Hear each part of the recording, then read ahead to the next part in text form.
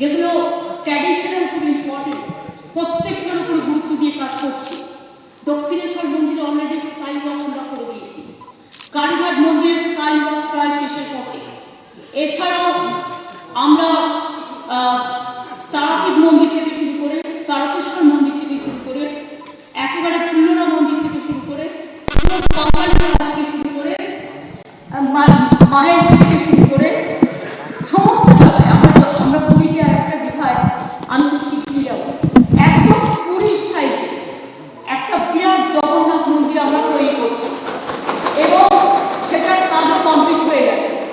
যদিও পুরীর যে ঠাকুর সেটা নীল কাঠের তৈরি 12 বছর পর পর করে, কিন্তু আমরা সেই জন্য নীল কাঠের একটা ছোট্ট ঠাকুর রেখে দিয়েছি। তার কারণ পাথরের মার্বেলের যেটা থাকবে, নীল কাঠের যে ঠাকুরটা সেটা কিন্তু রেগুলার পুজো হবে এবং আমাকে একটা ট্রাস্টি তৈরি করতে হবে। এর জন্য কারা ভোগ করাবেন, কি করবেন, কারণ ওখানে বিরাট বড় ভোগ করা হয়েছে, সব অ্যারেঞ্জমেন্ট করা হয়েছে। সমুদ্র তীরে সমুদ্রের লোকে যেতে ভালোবাসে এবং আরো ভালোবাসে সমুদ্রের পাশে যদি একটা কোনো কিছু তীর্থনীয় জায়গা, একটা ধর্মীয় কোনো একটা জায়গা থাকে। পুরীর বিখ্যাত পুরীর জগন্নাথ মন্দির, সেই আদলে আমরা আমরা একটা চৈতন্য দ্বার করেছি। তাছাড়া আরেকটা কথা অনেকে মিস করছে, বাংলায় ট্যুরিজমের নাম্বার 1 মডেল বাড়ি বাড়ি যে সমস্ত লক্ষ লক্ষ ছেলে মেয়েরা, মনে করুন কারো বাড়িতে দুটো ঘর আছে, একটা ঘরে সে ট্যুরিস্টদের আছে। অনেক টুরিস্ট আছে যারা লোকাল খাবার পছন্দ করে, লোকাল আতিথ্যতা পছন্দ করে, লোকাল ট্রান্সপারেন্সি কালচারাল প্রোগ্রাম পছন্দ করে এবং তাদের অনেকটাই প্রায় আমি রামাঘাটা থেকে শুরু করেছিলাম দার্জিলিংয়ে, এবং সেখানে একটা ওয়েস্টার্ন ওয়াশরুম, একটা টেলিভিশন, একটা খাট প্রায় 1.5 লক্ষ, 1 লক্ষ থেকে 1.5 লক্ষ টাকা আমরা হেল্প করেও দিচ্ছি, যেগুলো খুব গরিব পরিবার। তাছাড়া অনেকের বাড়িতেও টুরিজম করছি। ফলে এই যে আমরা বুঝতে পারছি না সংখ্যাটা, লক্ষ লক্ষ মানুষের জীবন জীবিকা এটা কিন্তু চলছে। আর তাছাড়া আমাদের গঙ্গাসাগর, আমরা মুড়ি ব্রিজ, ওই যেটা ব্রিজটা মুড়িগঙ্গা ব্রিজটা আমরা করবার জন্য ইতিমধ্যে ডিপিআর তৈরি করতে দিয়েছি, কারণ টেন্ডার হয়ে গেছে অলরেডি। তার কারণ হচ্ছে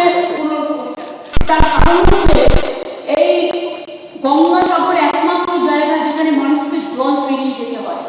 আর আমরা যদি একটা ব্রিজ তৈরি করে দিতে পারি তাহলে মানুষের এত কষ্ট হবে না। আমি এখনো মনে করি কুম্ভ মেলা যদি ভারতের 1 নম্বর হয়, গঙ্গাসাগর মেলা তার সাথে কম্পেয়ার করলে মনে রাখবেন ওটা রাস্তায় কানেক্টেড, এটা জলে কানেক্টেড, এটা দ্বিতীয়। সেই জন্য সেটাও আমরা করে দিচ্ছি।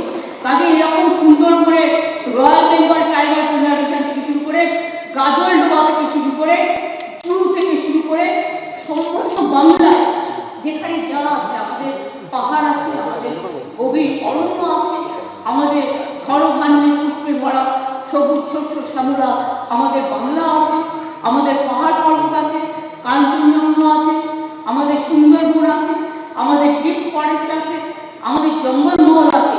সবটাই তার আপন বৈশিষ্ট্য, আপন প্রাকৃতিক সুন্দরের সৌন্দর্য। এবং তাই অনেক ট্যুরিজমের প্রফিট হয়েছে, হিউজ হয়েছে, প্রচুর হোটেল হয়েছে।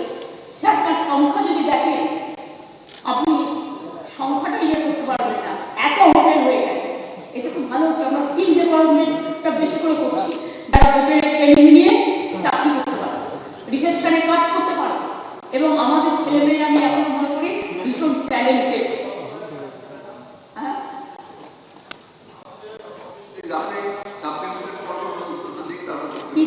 কি বললেন? কি বলছেন?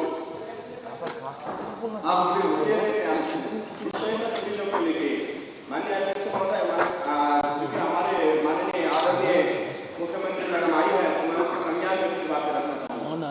जैसे कि अभी टूरिज्म को लेकर बात करें, इस पहले हमने इस विषय बात करना था। हमारे क्षेत्र कालसिनी में एक का पहाड़ है बादशाहपुर, वहाँ पे लगभग 11 गाँव बचे हैं। आपको एक चीज बताना है, से बंद होने की कगार पर है। चीज बताना है, अगर हम समझ वहाँ पे एक टूरिस्ट का 150 रुपया ले रहा है, 750 रुपया करके गाड़ी का ले रहा है।